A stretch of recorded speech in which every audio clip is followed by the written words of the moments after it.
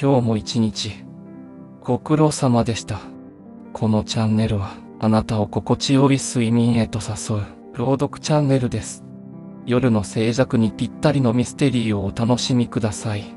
この動画では、少し長めのストーリーを4つご用意しました。リラックスした時間をお過ごしいただければ幸いです。当チャンネル、眠りの語り部では、あなたの夢のお供になる物語をご用意していますので、深い眠りへと旅立つ前に、ぜひチャンネル登録をよろしくお願いします。それでは、おやすみなさい。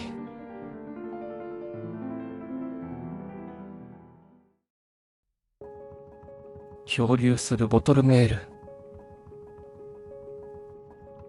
ジョナサン・クラークは、長年の海洋研究のために訪れていたことで、静かなビーチを歩いていた。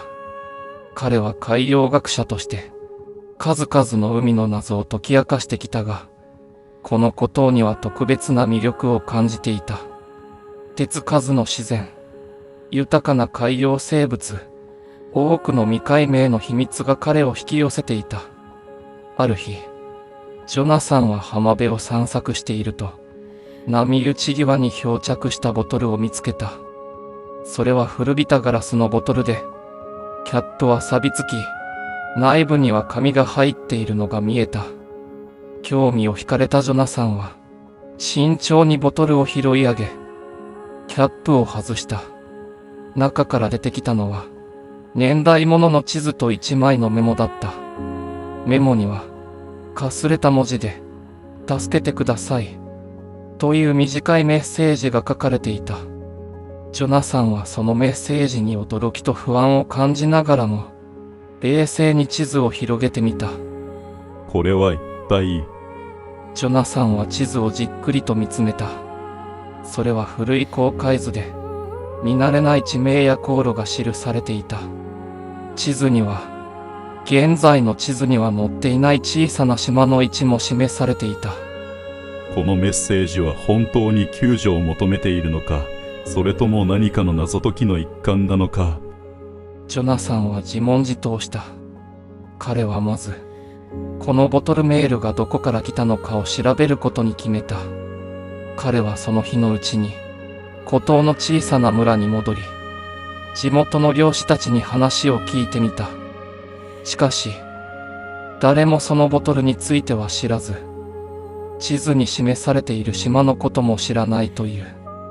ジョナサンは自分の研究所に戻り、手に入れた地図とメッセージを詳細に調べることにした。彼は古い航海日誌や地図のアーカイブを調べ、地図に記された情報をもとに、その島の存在を確認しようと試みた。数日間の調査の結果、ジョナサンはその地図が18世紀のものであることを突き止めた。当時の航海士が使用していた航海図であり、そこに記された島は長い間忘れ去られていたものであることが分かった。この地図は本物だ。とジョナサンは確信した。彼はさらに調査を進めるために、その島に向かう準備を始めた。彼は必要な機材や食料を整え、小型の調査船を借りて、その島へと向かうことを決意した。ジョナサンは一人で航海に出る前に、地元の警察にも連絡を入れ、万が一の時のために自分の行動計画を知らせておいた。彼は地図に示された航路を慎重にたどり、数時間の航海の末に、目的の島に到着した。その島は、思っていた以上に静かで美しかった。手つかずの自然が広がり、鳥たちの鳴き声が響く中、ジョナサンは浜辺に降り立った。彼は地図を手に、そのメッセージが指し示す場所を探し始めた。島の奥深くに進むにつれて、ジョナサンは古い廃墟のような建物を見つけた。それは何世代も前に放棄されたものであり、自然に飲み込まれつつあった。彼はその廃墟に入ると、中には古い航海士の遺物や文書が散らばっていた。ここに何があるのか。ジョナサンは胸の高鳴りを感じながら、さらに調査を進めた。彼は廃墟の奥で、一冊の古い日記を見つけた。その日記には、かつてこの島に住んでいた人々の生活や、航海士がこの島にたどり着いた経緯が詳しく記されていた。そして、日記の最後のページには、あのメッセージと同じ、助けてください、という言葉が書かれていた。ジョナサンはその言葉を見つめながら、この島に何が起こったのか、そしてボトルメールの謎を解き明かす決意を新たにした。ジョナサン・クラークは、古い日記とメッセージを手に、孤島の奥深くを探索することに決めた。この島にはまだ多くの謎が隠されていると確信した彼は、島の隅々を調査するための準備を整えた。早朝、ジョナサンは持参した調査機材を携え、島の探索を開始した。自然が豊かなこの島には、手つかずの植物や動物たちが生息しており、彼はその美しさに感動しながらも、ボトルメールの謎を解き明かすために集中した。彼はまず、古い日記に記された地図と照らし合わせながら、島の北側に向かった。そこには、かつての住民たちが住んでいたとされる遺跡があった。ジョナサンはその遺跡を注意深く調査し、何か手がかりがないかを探した。遺跡の中を進むうちに、彼は古びた石の階段を見つけた。階段は地下へと続いており、まるで秘密を隠しているかのようだった。ジョナサンは懐中電灯を取り出し、慎重に階段を降りていった。地下には広い空間が広がっており、壁には古代の文字や絵が描かれていた。ジョナサンはその絵を見て驚いた。絵には、この島に伝わる古代の伝説や、航海士たちがこの島にたどり着いた経緯が描かれていたのだ。これは、重要な手がかりになるかもしれない。とジョナサンはつぶやいた。彼はさらに進むと、古い木箱がいくつか積み上げられている場所にたどり着いた。木箱の中を調べると、古代の遺物や文書が詰まっていた。その中の一つに、ボトルメールのメッセージと同じような紙が見つかった。このメッセージは何を意味しているのか。ジョナサンはその紙を手に取り、じっくりと読み解いた。紙には古代の文字が記されており、解読には時間がかかりそうだった。しかし、彼はその文字が重要な手がかりを示していることを確信した。ジョナサンはその紙を持ち帰り、島のキャンプ地で詳しく調べることにした。彼は夜通しで文字を解読し、次第にその意味を理解し始めた。紙には、島のどこかに隠された洞窟があり、その中に重要な秘密が隠されていると記されていた。洞窟。それがこのメッセージの真意かもしれない。とジョナサンは考えた。翌朝、ジョナサンは地図と紙をもとに、洞窟を探しに出かけた。彼は島の南側に向かい、険しい地形を進みながら洞窟の入り口を探した。数時間の探索の末、彼はついに洞窟の入り口を見つけた。洞窟の中は暗く、ひんやりとした空気が漂っていた。ジョナサンは懐中電灯を照らしながら、慎重に洞窟内を進んだ。洞窟の奥に進むにつれて、壁には再び古代の絵や文字が描かれていた。彼は洞窟の最奥部にたどり着いたとき、そこで古い石棺を見つけた。石棺には、古代の航海士たちの遺品や文書が収められていた。ジョナサンはその中から一冊の古い書物を見つけた。それは、この島にまつわる秘密や航海士たちの冒険が詳しく記されているものだった。書物には、島の歴史や航海士たちの苦難が描かれていた。そして、最後のページには、ボトルメールに記された、助けてください、というメッセージの意味が明らかにされていた。これは救助を求めていたのではなく、ある秘密を守るためのメッセージだったのか。ジョナサンはその真実に驚きとともに深い感銘を受けた。ジョナサンは書物とともに洞窟を出てキャンプ地に戻った。彼はその書物をもとに島の秘密を解き明かすためのさらなる調査を続けることを決意した。そしてボトルメールに込められた真実を世界に伝えるために次の行動を計画し始めた。ジョナサン・クラークは洞窟で見つけた古い書物をもとにさらなる調査を続けることに決めた。彼は書物を詳しく調べ、失われた航海記録を発見することに集中した。その航海記録がこの島の秘密を解き明かす鍵になると確信していた。ジョナサンはキャンプ地に戻り、慎重に書物を解読し始めた。書物のページをめくるうちに、彼は次第にその内容を理解し始めた。それは、18世紀の航海士たちがこの島にたどり着いた経緯や、彼らの冒険が詳細に記されているものだった。数日間の研究の末、ジョナサンはついに失われた航海記録の一部を発見した。それには、航海士たちがこの島で遭遇した出来事や、彼らが残した遺産についての手がかりが含まれていた。特に興味深かったのは、航海士たちがこの島で見つけたという聖なる遺物に関する記述だった。聖なる遺物、それがこの島の秘密かもしれない。とジョナサンは考えた。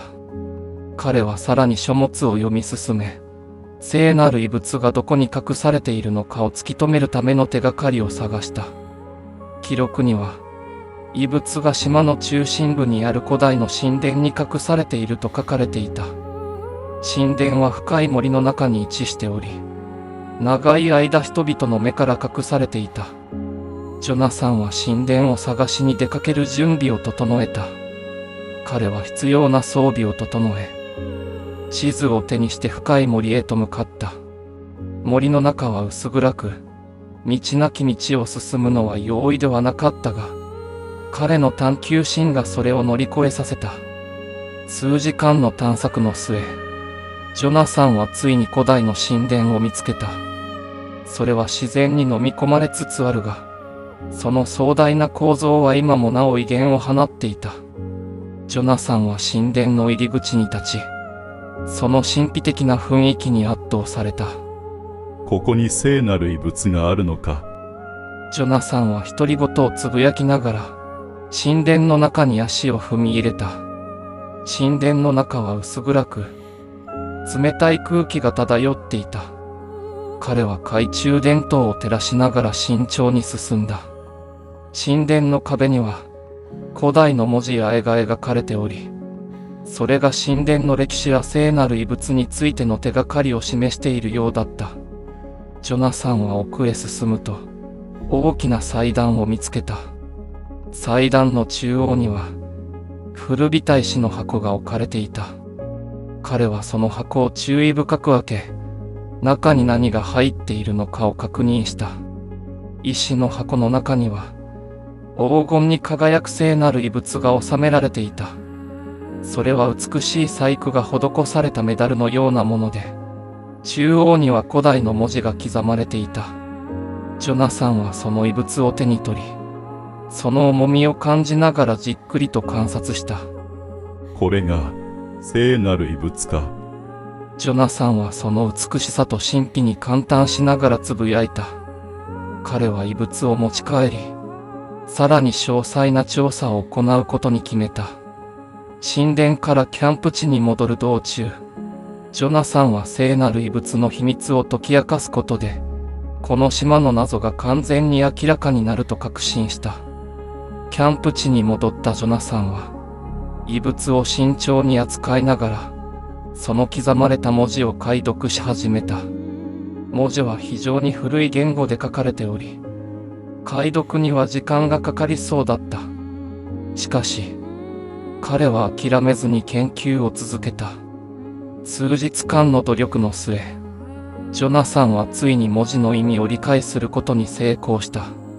それは、この島の守護神に捧げられた祈りの言葉であり、島の秘密を守るための儀式が記されていた。さらに、異物はその儀式の重要な要素であることが判明した。この異物が島の秘密を守る鍵だったのか。ジョナサンはその真実に驚きとともに、深い満足感を覚えた。ジョナサンは、聖なる異物の存在とその意味を公にすることを決意した。彼はこの発見が歴史的に重要なものであり、世界に広く知られるべきだと感じた。そして、彼はそのための準備を始めた。ジョナサン・クラークは、聖なる異物の意味を理解し、その重要性を深く感じた。彼はこの異物が島の秘密を守る鍵であり、それを公にすることで島の歴史と文化を守ることができると考えた。しかし、同時に彼は、この異物を狙う者たちから守らなければならないという責任も感じていた。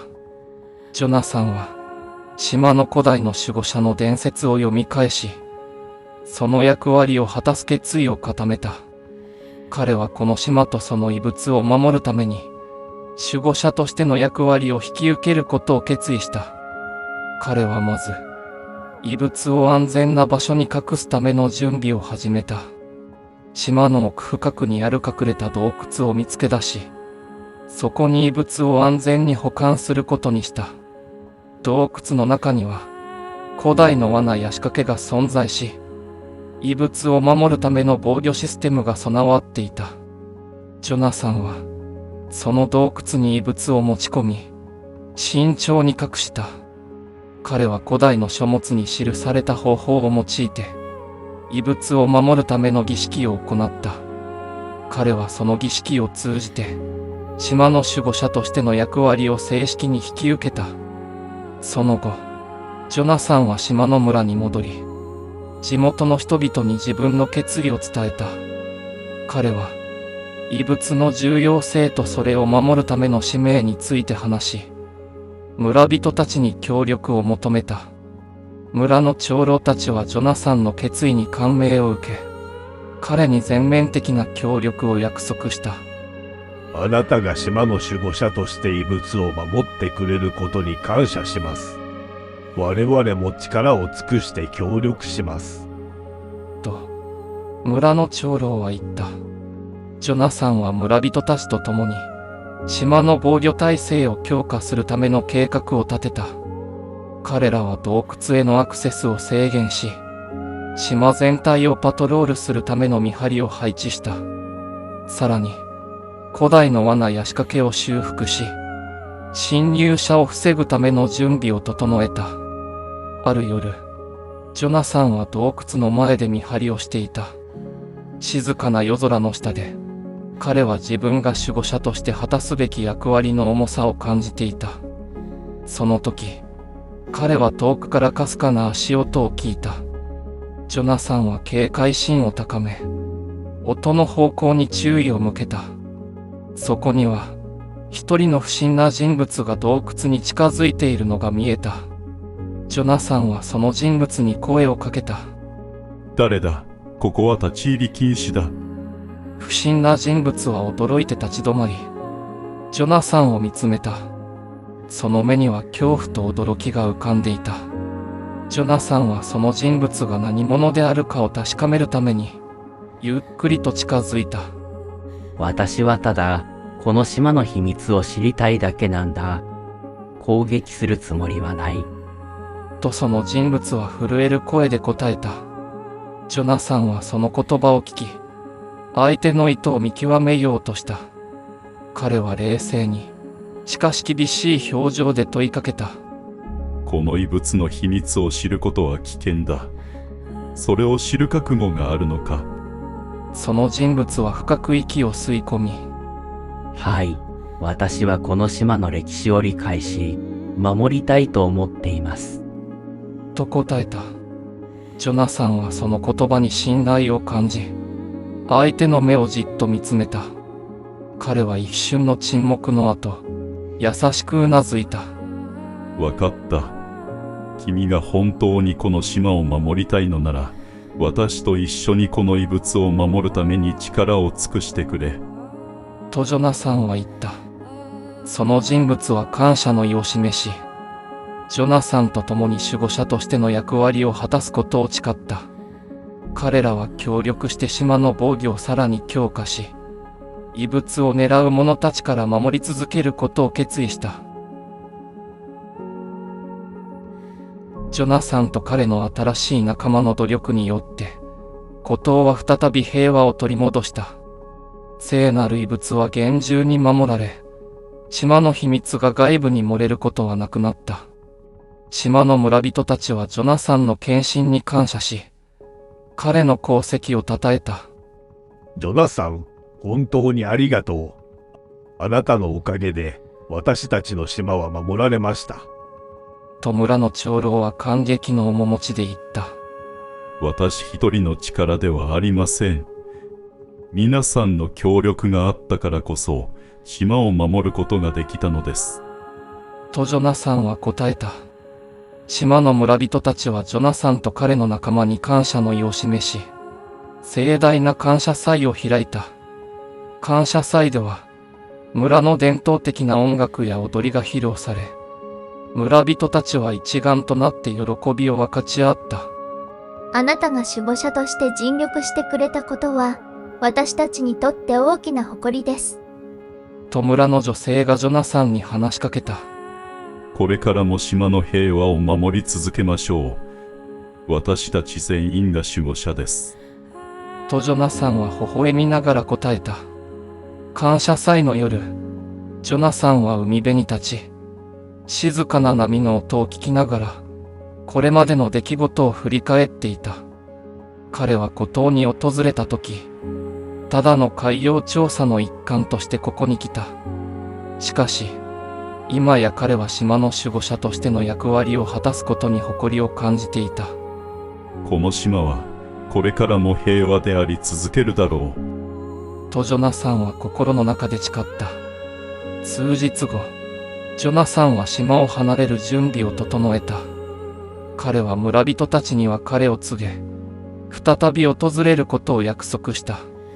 彼の仲間もまた、それぞれの道に戻ることになったが、彼らは永遠の友人として絆を深めていた。ジョナサン、またいつでも戻ってきてください。あなたは私たちの一員です。と村の長老が言った。ありがとう。また必ず戻ってきます。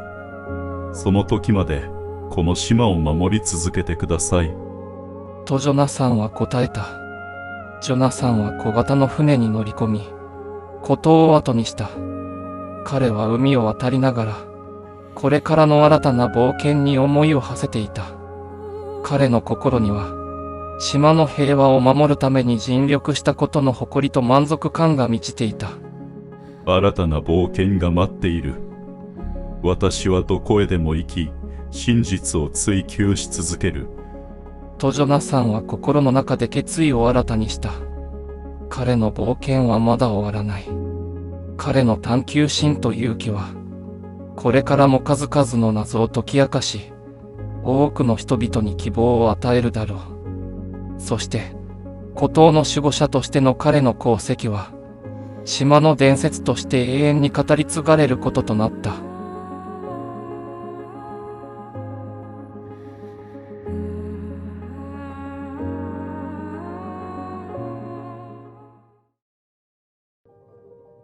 秘密の花園。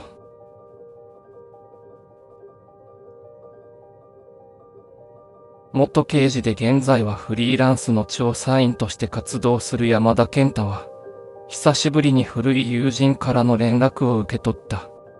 彼の名前は佐藤直樹。かつて山田と同じ警察署で働いていた仲間だ。佐藤からの依頼は、東京の廃墟となった旧家に隠された秘密の花園について調査してほしいというものだった。ある日、山田は佐藤と再会するために、都心のカフェに足を運んだ。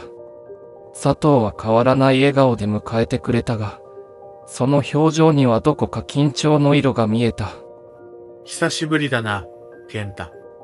急に呼び出して悪かったが、君しか頼れる人がいなかったんだ。と佐藤は言った。大丈夫だ、直樹。どうしたんだ？山田は真剣な表情で尋ねた。佐藤は深呼吸し、静かに話し始めた。実は最近、東京の廃墟となった旧家についての噂を耳にしたんだ。昔、そこには美しい花園があったらしいんだが、誰も知らない秘密が隠されているという話なんだ。秘密の花園か。それで、その噂をどうして気にするようになったんだ？山田は興味深そうに聞いた。実は、その旧家は俺の遠い親戚のものなんだ。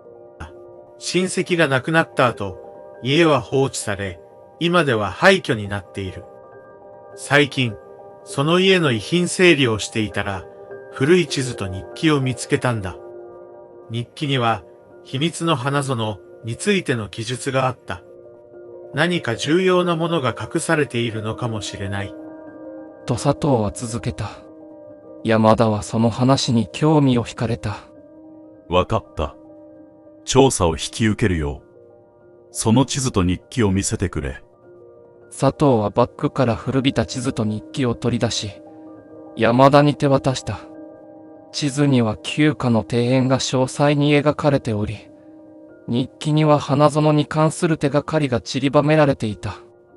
ありがとう、直樹。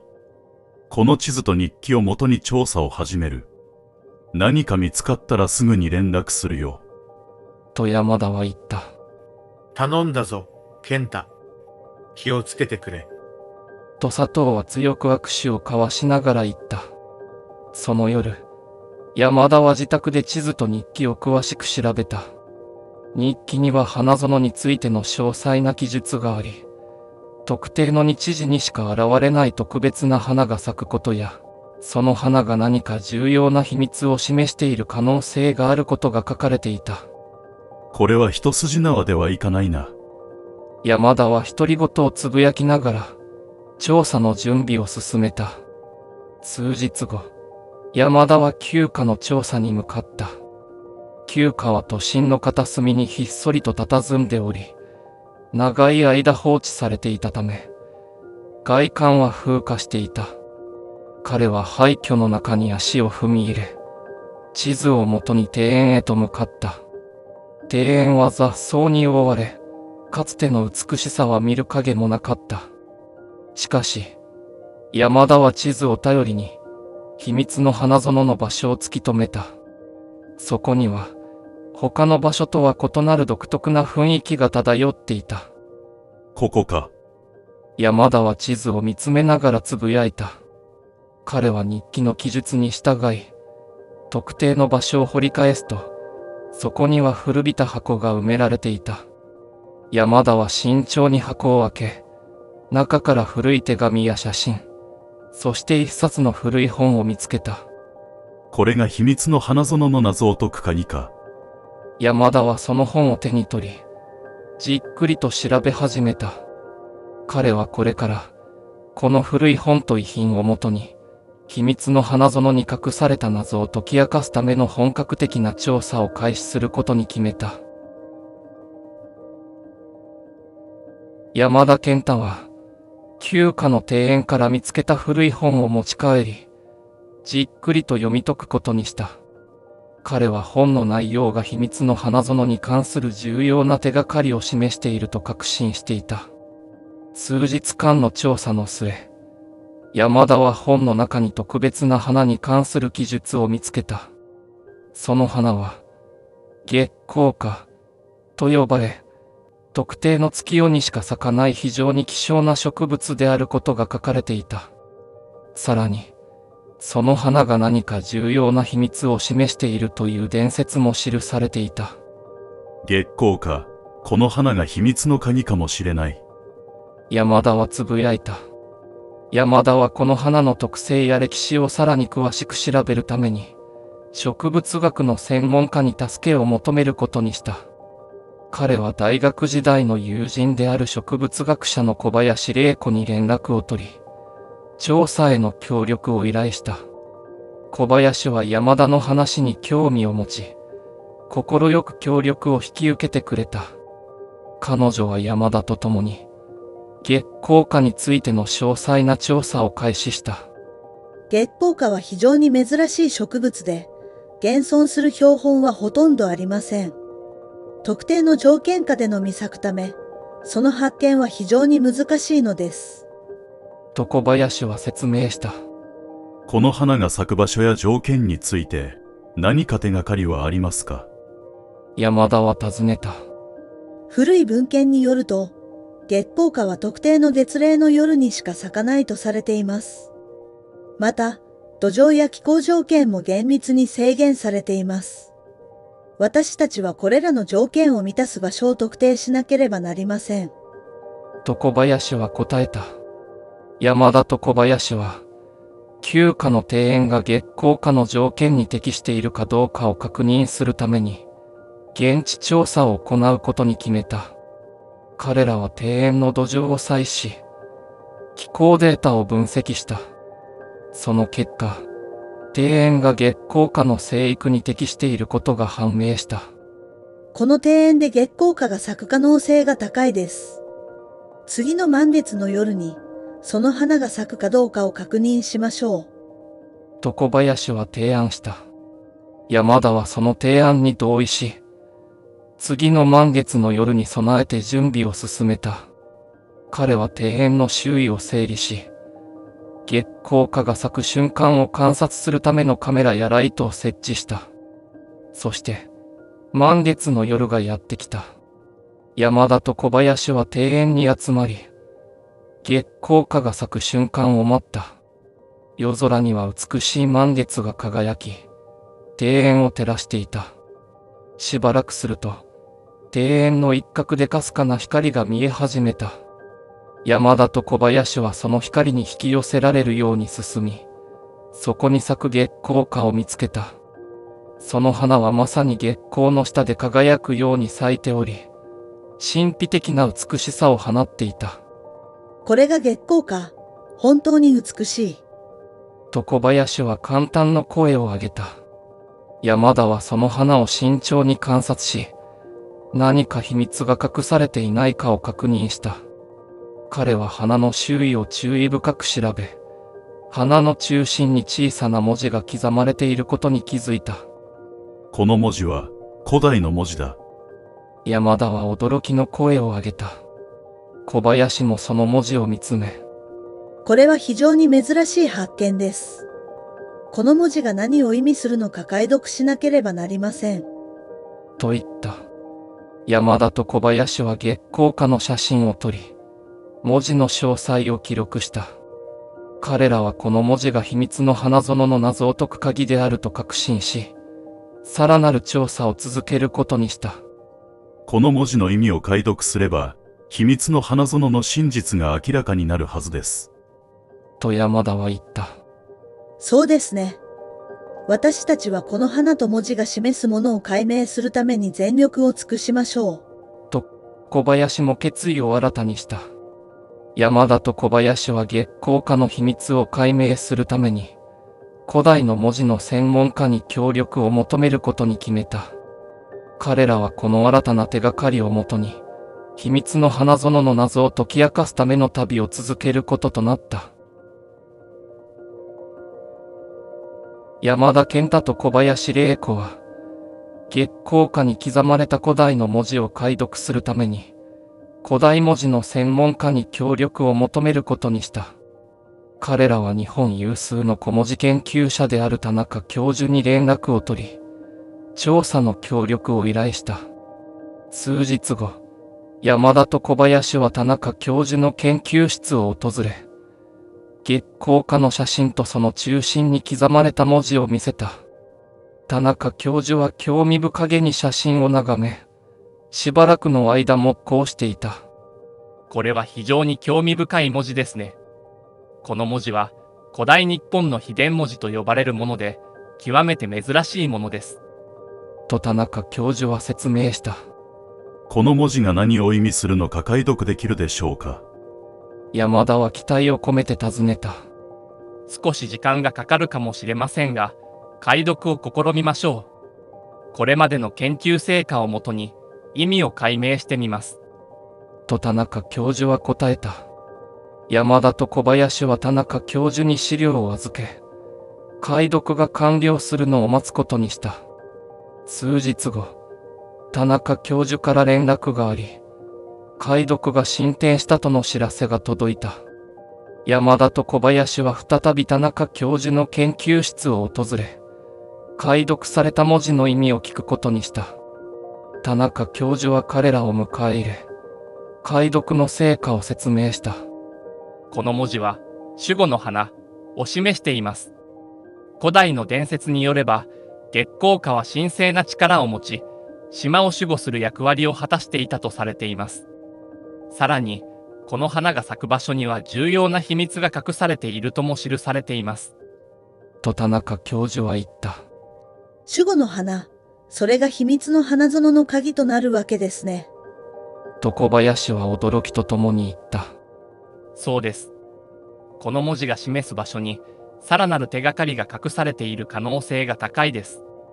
と田中教授は続けた。山田と小林は、田中教授の解読結果をもとに、旧家の庭園に戻り、さらに詳しい調査を行うことに決めた。彼らは地図と解読された文字を手に、庭園の特定の場所を調べ始めた。庭園の奥深くに進むと、彼らは古い石碑を発見した。石碑には、月光花と同じ古代の文字が刻まれており、その下には隠し扉が存在することが示唆されていた。これは、隠された入り口かもしれない。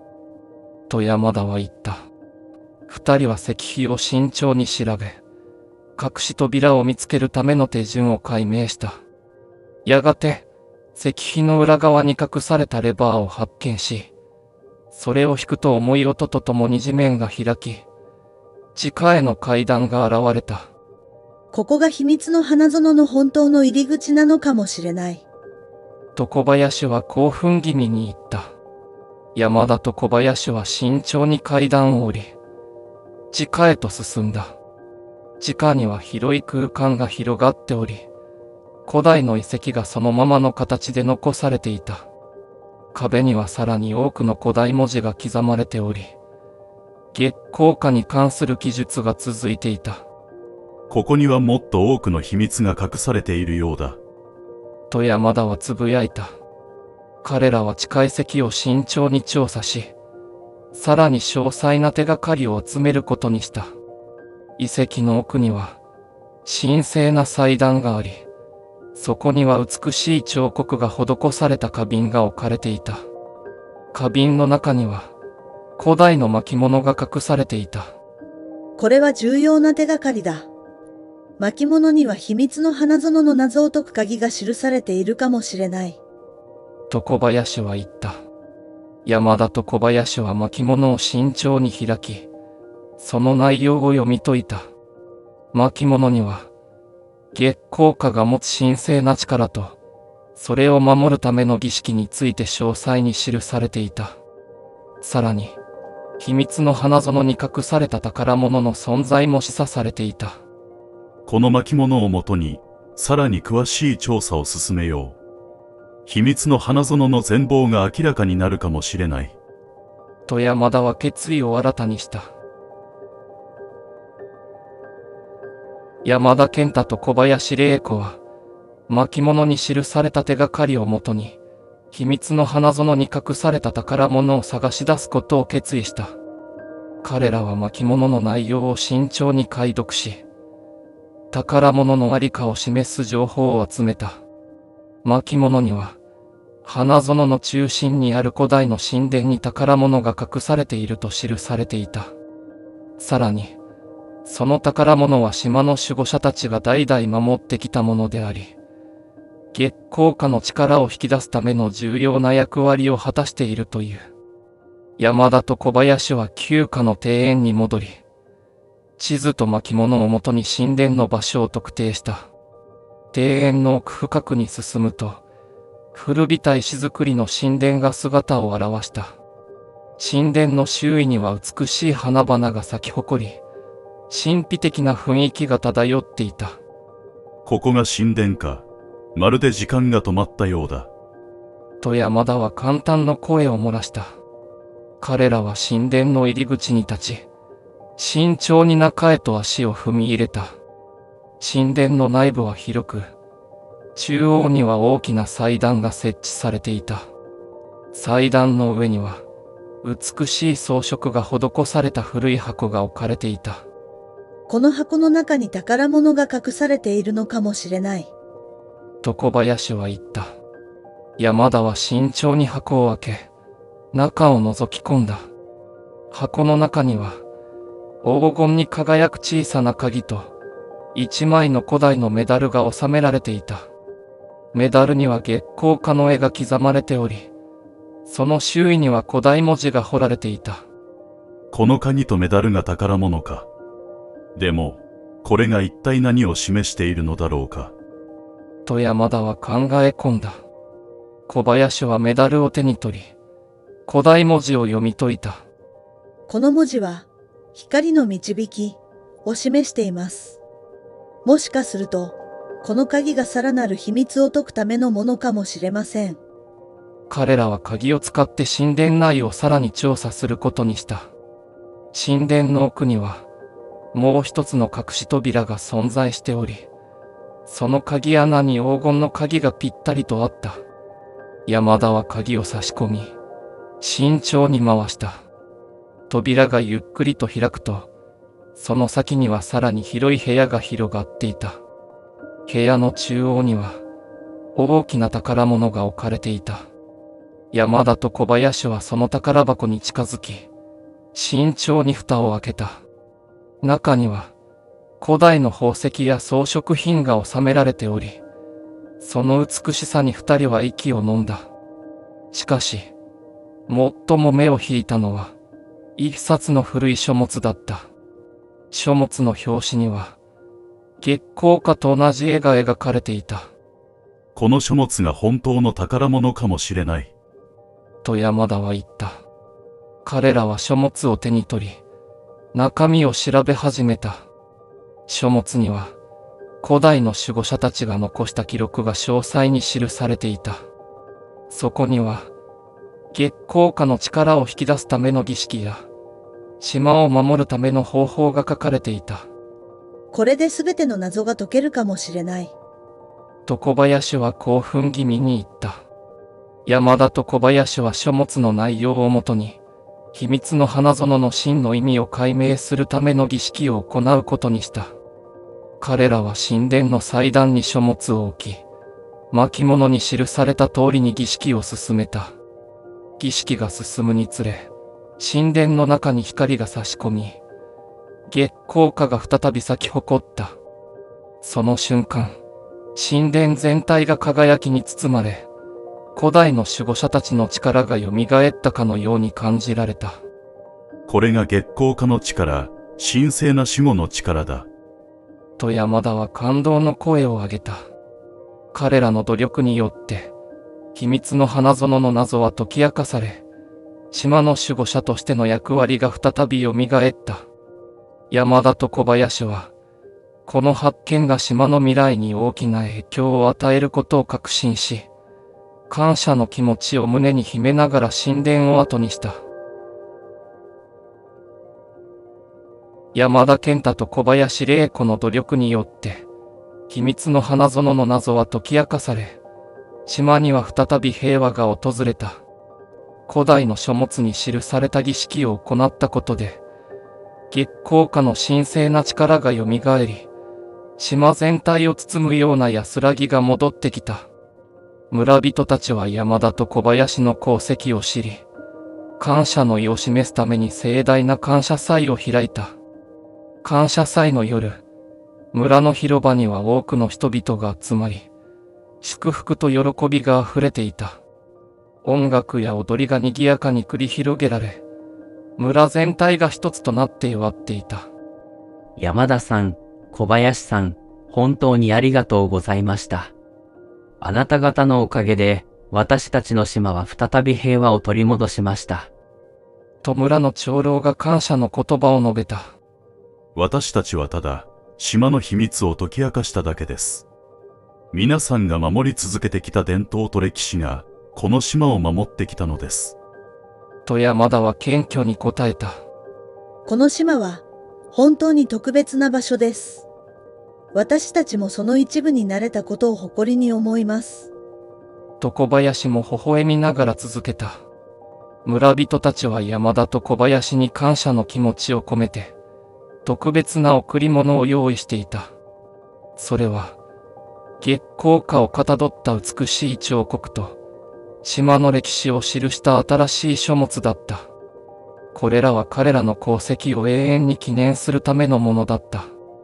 これは私たちからの感謝の印です。あなた方が解き明かした謎とともに、この島の歴史が未来へと語り継がれることでしょう。と長老は贈り物を手渡した。山田と小林は深く感謝し、その贈り物を受け取った。これは私たちにとっても大切な宝物です。これからも、この島の平和を守り続けてください。と山田は言った。感謝祭が続く中、山田と小林は村人たちと共に過ごし、彼らの温かいもてなしを受けた。夜が更けるにつれ、山田は村の海辺に立ち、静かな波の音を聞きながら、これまでの出来事を振り返った。玲子、これからどうするつもりだ？山田は小林に尋ねた。私はこの島の研究を続けたいと思います。ここにはまだ多くの未知の植物や歴史が眠っています。あなたはどうしますか？小林は答えた。私も同じだ。この島にはまだ多くの謎がある。これからも一緒に調査を続けよう。と山田は微笑んだ。二人は夜空を見上げ、星々が輝く美しい景色を見つめた。彼らの心には、島の未来への希望と新たな冒険への期待が満ちていた。この島は、私たちにとって特別な場所だ。これからも大切に守り続けよう。と山田は決意を新たにした。そうですね。私たちが解き明かした秘密が、未来につながることを願っています。と小林も同意した。こうして、山田健太と小林玲子の冒険は一段落を迎えた。彼らの努力によって、秘密の花園の謎は解明され、島は再び平和を取り戻した。そして、彼らの功績は永遠に語り継がれることとなった。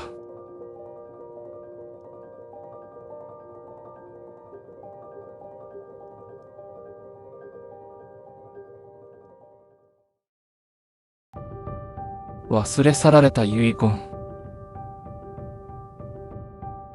田中健一は、京都の古い邸宅の所有者であった西村家の相続問題を解決するために呼ばれていた。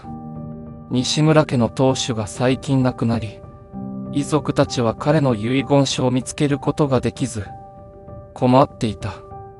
田中は弁護士として相続手続きの専門家であり、このような依頼を頻繁に受けていた。ある日、田中は西村家の邸宅に招かれ、遺族と共に話し合いの場を持つことになった。邸宅は歴史ある風格を持ち、美しい庭園が広がっていたが、その外観とは裏腹に、内部はやや荒れた印象を受けた。長年手入れが行き届いていなかったのだろう。田中が到着すると、西村家の長男である西村達也が迎えてくれた。達也は深刻な表情を浮かべており、田中に状況を説明した。田中先生、お越しいただきありがとうございます。父が亡くなった後、家中を探しましたが、遺言書が見つからないのです。家族全員が途方に暮れています。お悔やみ申し上げます。遺言書が見つからない場合、相続手続きが複雑になります。ですが、まずは家の中を徹底的に調査しましょう。もしかすると、どこかに隠されているかもしれません。田中は冷静に答えた。達也と共に、田中は邸宅の各部屋を調査し始めた。書斎、寝室、リビングルーム、そして古い書庫まで、家中をくまなく探したが、なかなか手がかりを見つけることができなかった。その時、田中は庭園に面した一室に目を留めた。その部屋は、他の部屋と比べて特に手入れが行き届いており、古い家具や装飾品が美しく保たれていた。田中は直感的に、この部屋に何か重要なものが隠されているのではないかと感じた。この部屋は特別ですね。ここを詳しく調べてみましょう。と田中は言った。田中と達也は部屋の隅々を調べ、古い書類や箱を開けて確認していった。すると、古びた家具の裏に小さな引き出しを見つけた。田中がその引き出しを開けると、中には一冊の古いノートが入っていた。ノートを手に取ると、そこに遺言書らしきものが挟まれていた。これは遺言書かもしれません。田中は慎重にノートを開き、遺言書の内容を確認した。遺言書には、西村家の財産の分配について詳細に記されており、さらに秘密の花園についても触れられていた。田中はその内容に驚きながらも、遺族に報告することに決めた。達也さん、見つかりました。これはお父様の遺言書です。しかし、ここに書かれている内容は少し複雑です。家族全員で確認しましょう。田中は慎重に言った。達也は感謝の意を表し、家族全員を集めて遺言書の内容を確認することにした。田中は遺言書を読み上げながら、その内容を詳しく説明した。遺言書には、西村家の財産の分配だけでなく、邸宅に隠された秘密の花園についても記されていた。お父様が残したこの花園について、何か心当たりはありますか？田中は家族に尋ねた。家族は顔を見合わせ、誰もその花園について知らなかった。田中はさらに調査が必要だと感じ、遺言書に書かれた手がかりをもとに、秘密の花園を探し出す決意をした。この花園がどこにあるのか、そして何が隠されているのかを解明する必要があります。引き続き調査を進めましょう。と田中は言った。こうして、田中健一は忘れ去られた遺言書に隠された秘密の花園の謎を解明するための調査を始めることとなった。田中健一は、忘れ去られた遺言書に記された秘密の花園の手がかりを探し続けていた。遺言書の内容から、この花園には何か重要なものが隠されていると確信していた。ある日、田中は邸宅の中を詳しく調査していると、書斎の壁に不自然な隙間を見つけた。壁を注意深く調べると、その隙間が隠し部屋への入り口であることに気づいた。ここに何かあるかもしれない。田中はつぶやきながら、慎重に隙間を押し広げた。すると、壁がゆっくりと開き、狭い通路が現れた。田中は懐中電灯を取り出し、その通路を進んでいった。通路の先には、古びた扉があり、扉の上には古い鍵穴が見えた。田中は以前に見つけたノートの中に入っていた鍵を取り出し、それを鍵穴に差し込んだ。鍵を回すと、扉が静かに開き、中に入ると、そこには隠し部屋が広がっていた。部屋の中には古い家具や書類が散乱しており、まるで時間が止まったかのような雰囲気が漂っていた。ここに何が隠されているのだろうか。田中は興奮しながら部屋の中を調べ始めた。まず目についたのは部屋の中央に置かれた古い書斎机だった。机の上には古い地図や手紙が積まれており、その中に一冊の古い日記があった。田中はその日記を手に取り、ページをめくり始めた。日記には、かつてこの邸宅に住んでいた人物の日々の生活や、庭園の手入れについての記述が綴られていた。さらに進むと、秘密の花園に関する記述が現れた。今日、私は秘密の花園を訪れた。この花園には、家族の大切な宝物が隠されている。と日記には書かれていた。田中はその記述に興味を惹かれ、さらに読み進めた。日記には、秘密の花園への入り口についての詳細な説明が書かれていた。それによれば、花園への入り口は庭園の奥にある古い井戸の底に隠されているという。井戸の底に入り口があるのか。田中は驚きつつも、その手がかりをもとに調査を進めることを決意した。田中は隠し部屋を出て、邸宅の庭園へと向かった。庭園の奥深くには、確かに古い井戸があり、その周囲は雑草に覆われていた。彼は井戸の周りを注意深く調べ、井戸の底に降りるための道具を用意した。翌日、田中は再び井戸に戻り、ロープを使って井戸の底に降りた。井戸の底は暗く湿っていたが、彼は懐中電灯で周囲を照らしながら、入り口を探した。しばらくすると、井戸の壁に小さな扉が埋め込まれているのを発見した。田中は扉を開け、中に入ると、そこには美しい花園が広がっていた。花々が咲き誇り、静かな小川が流れるその光景は、まるで別世界のようだった。これが秘密の花園か。田中は感動しながらつぶやいた。花園の中を進むと、彼は庭園の中央に古い石碑を見つけた。石碑には、家族の宝物についての記述が彫られており、その下に小さな箱が隠されていた。田中は箱を開け、中に入っていた古い書類と宝石を取り出した。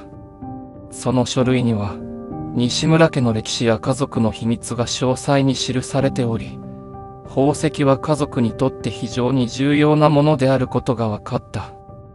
これが家族の宝物か。田中はその重みを感じながら、書類と宝石を大切に保管した。こうして、田中健一は忘れ去られた遺言書に記された秘密の花園の謎を解き明かし、家族の宝物を発見することに成功した。しかし、この花園と宝物が持つ意味を完全に理解するためには、さらなる調査が必要であると感じていた。田中健一は、秘密の花園で見つけた古い書類を手に、西村家の歴史を詳しく調査することに決めた。彼は書類を丹念に読み解き、その内容が家族の秘密に関する重要な情報を含んでいることを突き止めた。書類には、西村家の先祖が京都に移り住んだ経緯や、代々受け継がれてきた宝物についての記述が詳細に記されていた。特に興味深かったのは、家族の歴史とともに、宝物が西村家にとって特別な意味を持っているという点だった。この宝物には、西村家の運命がかかっているようだ。と田中は独り言をつぶやいた。田中はさらに、西村家の歴史を紐解くために、古い記録や文献を調べ始めた。彼は地元の図書館や公文書館を訪れ、西村家に関する記録を収集した。その中で、特に重要な情報をいくつか発見した。まず、西村家の先祖が戦国時代に活躍した武士であったことが判明した。彼は戦乱の中で重要な役割を果たし、家族を守るために多くの財産を築いた。その財産の一部が現在の西村家に受け継がれていることが分かった。さらに、田中は西村家の先祖がある秘密の儀式を行っていたことを知った。その儀式は家族の繁栄と平和を祈るものであり、毎年特定の日に秘密の花園で行われていたという。この儀式が家族の宝物とどう関係しているのか。田中は考え込んだ。彼は西村家の現存する遺族に話を聞くことにした。達也をはじめとする家族のメンバーに会い、彼らの祖先についての知識や伝統について尋ねた。家族の中には、古い伝統を覚えている者もおり、彼らの話が田中の調査に大きく役立った。祖父がよく話していたんです。西村家には特別な儀式があって、その儀式を守ることが家族の繁栄につながると、花園で毎年行われていたそうです。と達也は語った。田中はこの情報をもとに、秘密の儀式が家族の宝物と深く関係していることを確信した。彼はさらに調査を進め、儀式の詳細とその意味を解明することに決めた。彼は再び秘密の花園を訪れ、儀式に関する手がかりを探し始めた。花園の中には、儀式のために使われたと思われる道具や装飾品が残されており、それらをもとに儀式の内容を再現することができるかもしれないと考えた。田中は、儀式が行われる場所を特定し、そこに残された道具や装飾品を詳しく調べた。すると、祭壇のような場所に、古代の文字が彫られていることに気づいた。彼はその文字を解読し、儀式の詳細を理解しようと試みた。この文字は、祈りと感謝を表しているようだ。と田中はつぶやいた。彼は古代の文字を解読するために、村石教授に協力を求めた。教授は快く引き受け、文字の意味を解読する手助けをしてくれた。教授の解読によれば、儀式は家族の繁栄と平和を祈るものであり、その儀式が家族の宝物を守るための重要な役割を果たしていたことが分かった。この儀式を再現することで、家族の宝物の本当の力を引き出すことができるかもしれません。と教授は言った。田中は、家族と共に儀式を再現するための準備を始めた。達也や他の遺族も協力し、秘密の花園で儀式を行うための準備を整えた。私たちの家族の歴史と伝統を守るために、この儀式を成功させましょう。と達也は家族に語りかけた。そして、特定の日がやってきた。田中と西村家の遺族たちは、秘密の花園に集まり、古代の儀式を再現した。祭壇の前で祈りを捧げ、感謝の言葉を述べると、花園全体が神聖な光に包まれた。その瞬間、田中は家族の宝物が持つ本当の力を感じ取った。宝物はただの財産ではなく、西村家の繁栄と平和を守るための象徴であり、その力を引き出すためには儀式が必要だったのだ。これで、西村家の秘密が明らかになった。と田中は感慨深げに言った。儀式が終わり、家族全員が感謝の気持ちを抱いていた。彼らは田中の協力に感謝し、これからも家族の伝統を守り続けることを誓った。儀式の成功後、田中健一は西村家の宝物と儀式の真実をさらに深く掘り下げるために調査を続けた。儀式が持つ力と家族の宝物の本当の意味を完全に理解することが、西村家の未来を守るために不可欠だと感じていた。ある日、田中は秘密の花園で見つけた古い書類を再び読み返していると、儀式に関する追加の手がかりを発見した。書類には、儀式が行われる際に特定の祈りの言葉を唱えることで、宝物の力が最大限に引き出されると記されていた。この祈りの言葉が鍵かもしれない。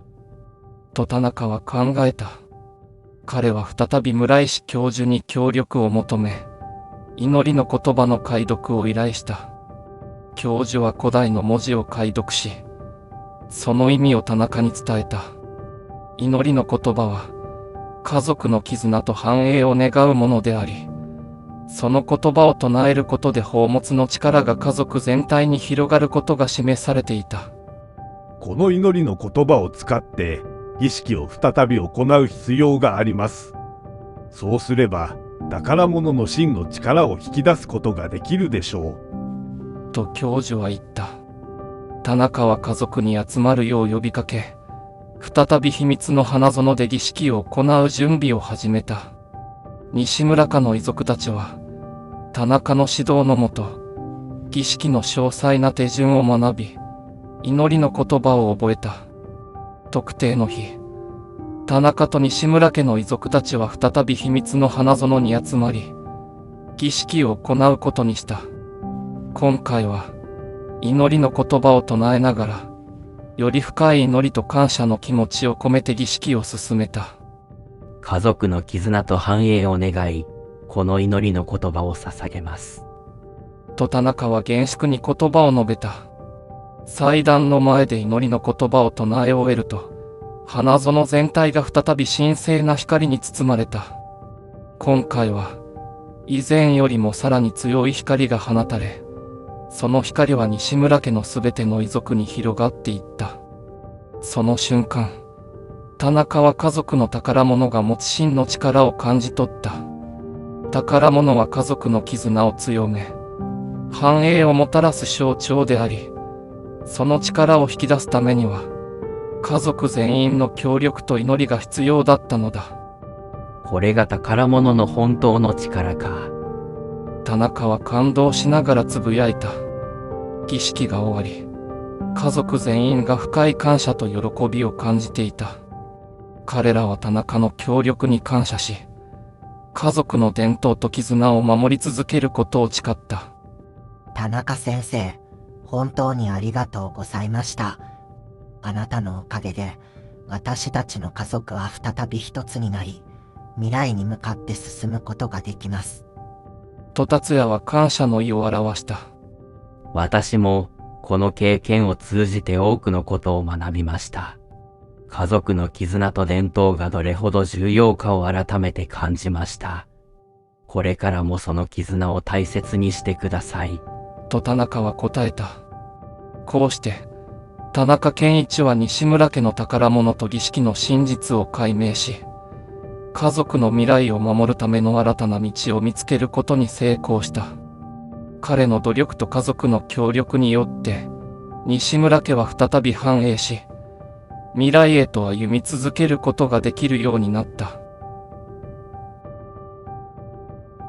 田中健一の協力によって、西村家の秘密の花園の謎が解明され、家族の宝物の真の力が引き出された。その後、西村家の遺族たちは、田中の指導のもと、毎年秘密の花園で儀式を行うことを決意した。年が明け、新しい春が訪れた頃、達也をはじめとする西村家の遺族たちは、再び秘密の花園に集まった。庭園は一段と美しくなり、花々が咲き誇り、まるで家族の繁栄を象徴するかのようだった。今年も無事にこの儀式を行うことができることに感謝します。と達也は家族を代表して語った。田中はその場に立ち会い、家族の絆が深まる様子を見守っていた。彼は、自分がこの家族の一員のように感じられることに喜びを感じていた。儀式は厳粛に行われ、祈りの言葉が捧げられると、花園全体が再び神聖な光に包まれた。この光が私たちの家族を守り続けることでしょう。と達也は感慨深く言った。儀式が終わると、家族全員が集まり、感謝の言葉を交わした。田中はその様子を見て、自分が果たした役割の重要性を再確認した。田中先生、あなたのおかげで私たちはこうして家族の伝統を守り続けることができます。本当にありがとうございました。と達也は深く頭を下げた。私も皆さんのおかげで多くのことを学びました。これからもこの伝統を大切にし、家族の絆を守り続けてください。と田中は微笑みながら答えた。西村家の遺族たちは、田中の指導のもと、毎年の儀式を続けることで、家族の絆を深め、繁栄を続けていくことを誓った。彼らの絆はますます強まり、家族の未来は軽く開かれていった。田中は、こうして一つの家族が再び一つになり、未来へと歩み続ける姿を見て、自分の仕事の意義を深く感じた。彼はこれからも、家族の問題を解決し、絆を守るための活動を続けることを心に誓った。家族の絆と伝統を守ることが私の使命だ。と田中は心の中で決意した。こうして、西村家の遺族たちは、田中健一の指導のもと、毎年秘密の花園で儀式を行い続けた。彼らの絆は深まり、家族の未来はますます明るく輝いていた。そして、田中もまた、新たな挑戦とともに、家族の絆を守るための道を歩み続けるのだった。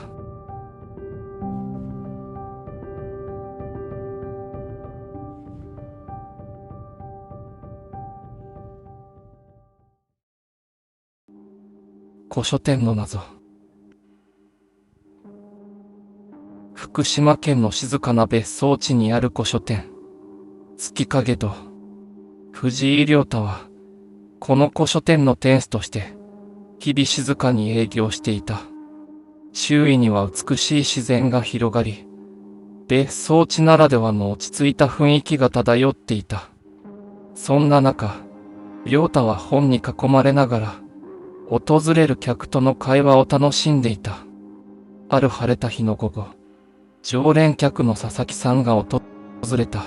佐々木さんは年配の男性で、毎週末にこの別荘地を訪れ、亮太の古書店で本を買うのを楽しみにしていた。彼は手に一冊の古い本を持っていた。藤井さん、今日はちょっと変わった本を持ってきたんだ。と佐々木さんは笑顔で言った。こんにちは、佐々木さん。どんな本ですか？と亮太は興味深そうに尋ねた。佐々木さんは、本を亮太に手渡した。それは、かなり古びた革の装丁の本で、表紙には見慣れないシンボルが描かれていた。この本はね、古い屋敷の屋根裏で見つけたんだ。なんだか不思議な感じがして、藤井さんに見てもらおうと思って持ってきたんだよ。と佐々木さんは言った。亮太はその本を受け取り、丁寧にページをめくった。すると、中には一枚の古いメッセージが挟まれていた。そのメッセージには、見慣れない文字とともに、いくつかのシンボルが描かれていた。これは何かの暗号かもしれませんね。と亮太はつぶやいた。佐々木さんも興味深そうにメッセージを見つめ。そうだろう。藤井さんなら何かわかるかと思ってね。と言った。亮太はそのメッセージを慎重に取り出し、詳しく調べることにした。古書の世界には、しばしば隠されたメッセージや暗号が含まれていることがあり、その解読は亮太にとって一種の楽しみでもあった。佐々木さん、しばらくこの本を預かってもいいですか？このメッセージを解読してみたいんです。と亮太は提案した。もちろん、藤井さんに任せるよ。何か分かったら教えてくれ。と佐々木さんは微笑んで答えた。亮太はその日から、本格的にメッセージの解読に取り掛かった。まず、古書店の奥にある書斎で、メッセージの文字やシンボルについて調べ始めた。彼は自分の蔵書やインターネットを駆使して情報を集めた。これは古代の暗号の一種かもしれない。亮太はそう感じ始めた。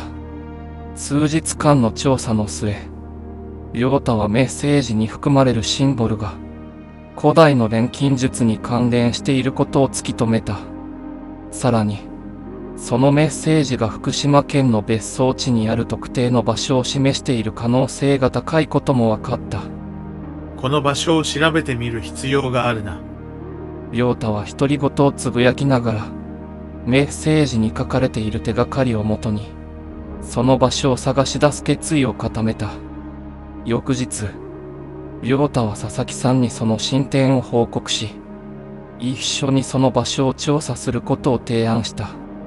佐々木さんは興味津々で、その提案に快く応じた。それじゃあ、藤井さん、一緒にその場所を探してみよう。と佐々木さんは言った。こうして、藤井亮太と佐々木さんは、古い本に隠されたメッセージを解明するための冒険を始めることになった。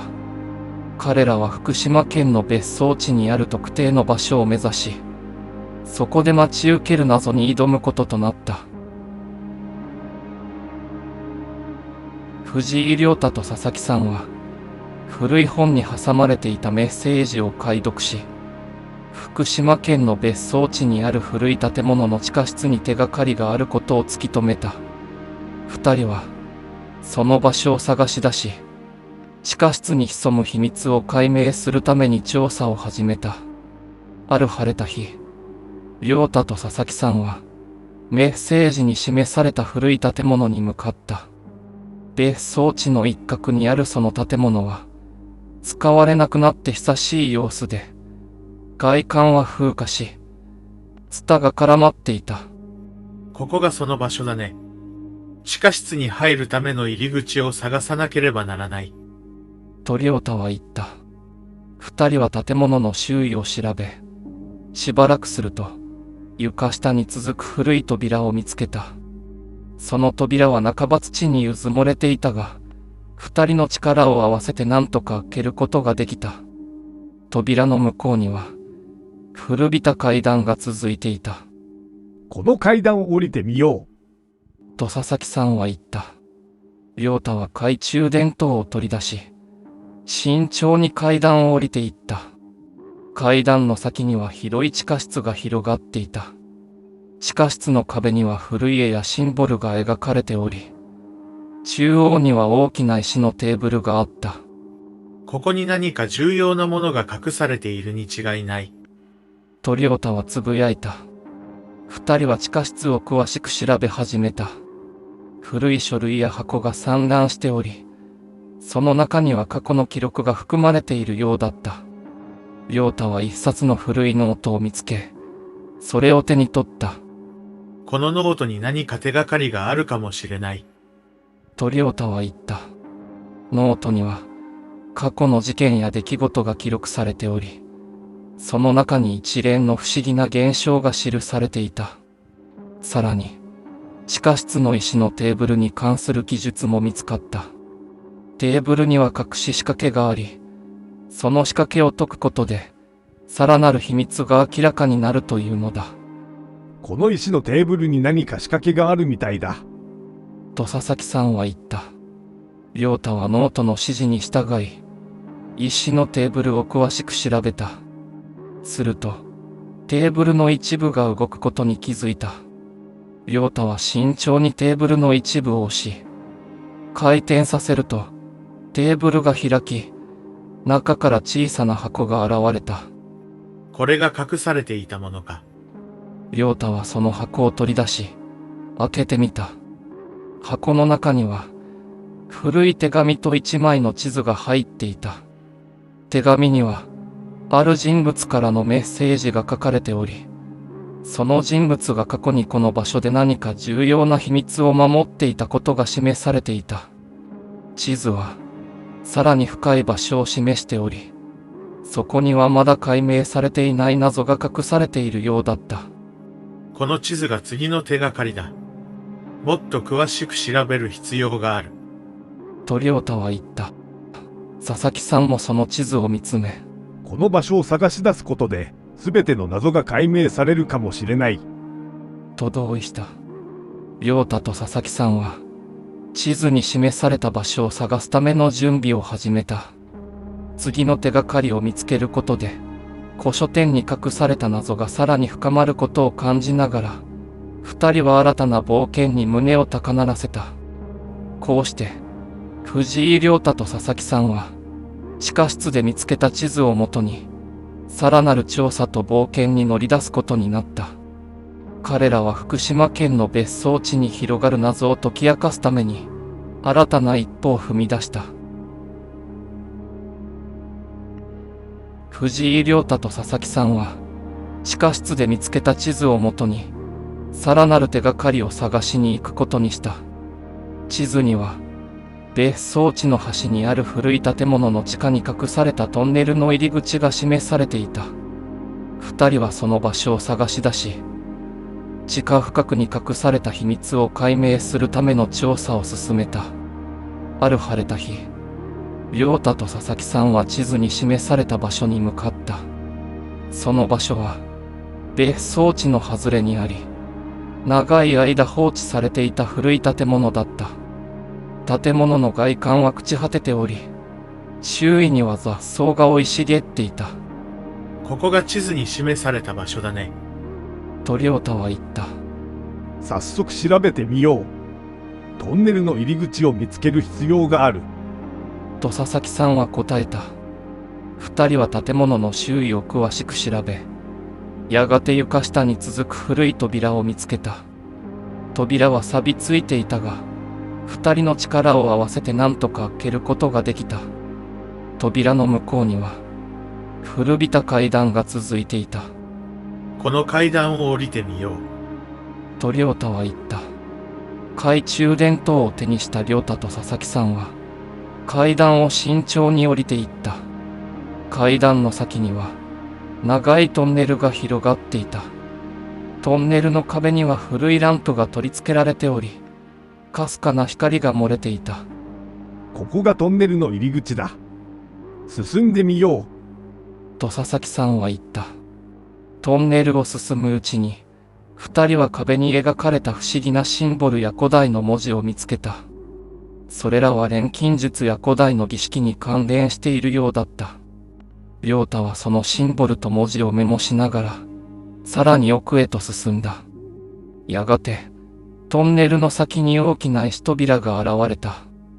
扉には、見慣れないシンボルとともに、古代の文字が彫られていた。亮太は懐中電灯を照らしながら、文字を詳しく調べた。この文字は、秘密の守護者、と書かれている。と亮太は解読した。この扉の向こうに何が隠されているのか、確かめてみよう。と佐々木さんは言った。亮太は石扉に手をかけ、力を込めて開けようとしたが、扉はびくともしなかった。そこで、二人はトンネルの壁に描かれたシンボルと文字を再度調べ、扉を開けるための手がかりを探した。このシンボルは何か特定の順序で押す必要があるみたいだ。と亮太は言った。佐々木さんは、トンネルの壁に描かれたシンボルの順序を確認しながら、亮太と協力して扉のシンボルを押した。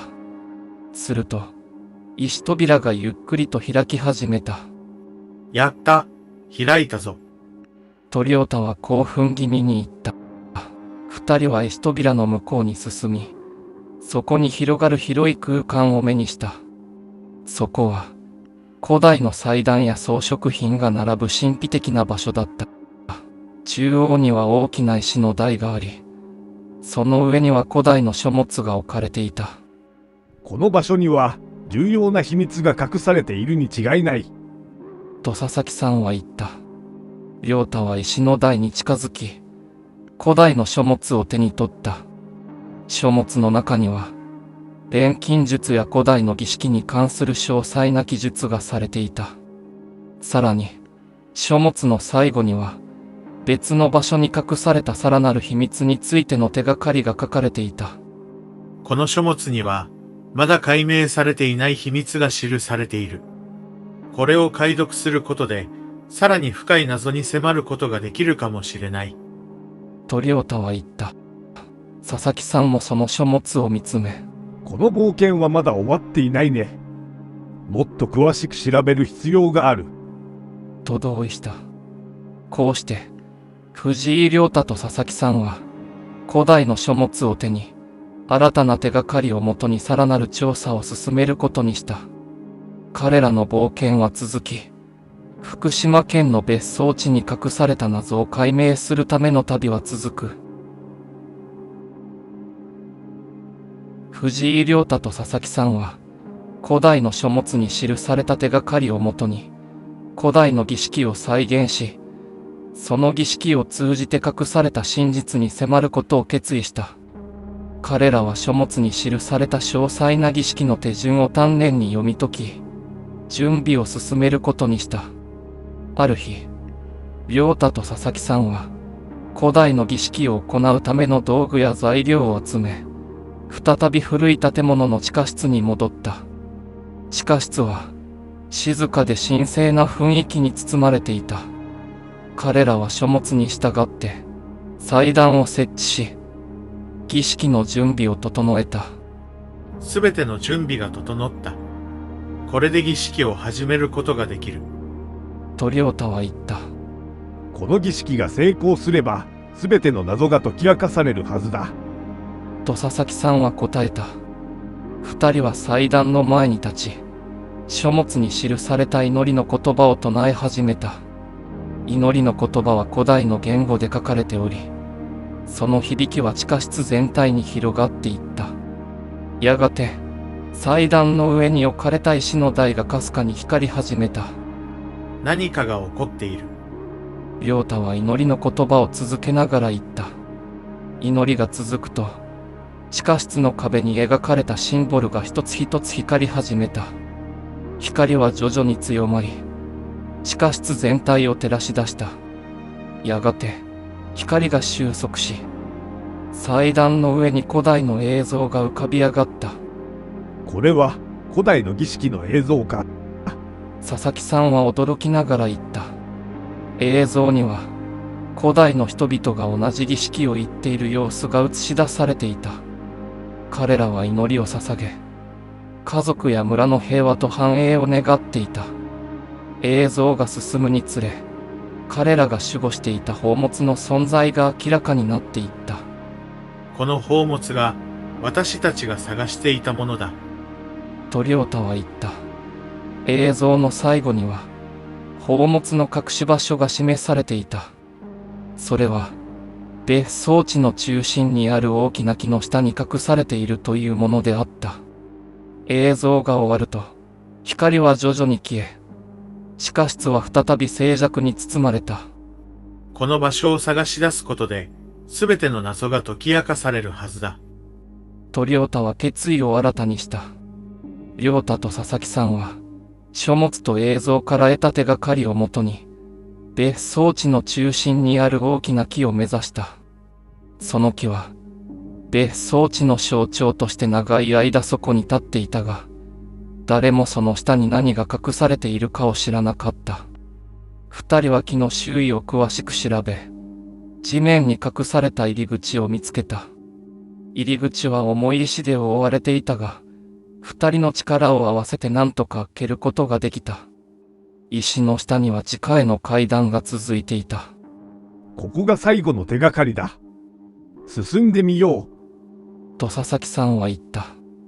亮太は懐中電灯を手に、慎重に階段を降りていった。階段の先には広い地下室が広がっており、中央には大きな宝箱が置かれていた。宝箱の周囲には、古代のシンボルと文字が彫られていた。これが宝物か。亮太は宝箱に手を伸ばし、慎重に開けた。中には、美しい装飾が施された宝石や貴金属、そして一冊の古い書物が収められていた。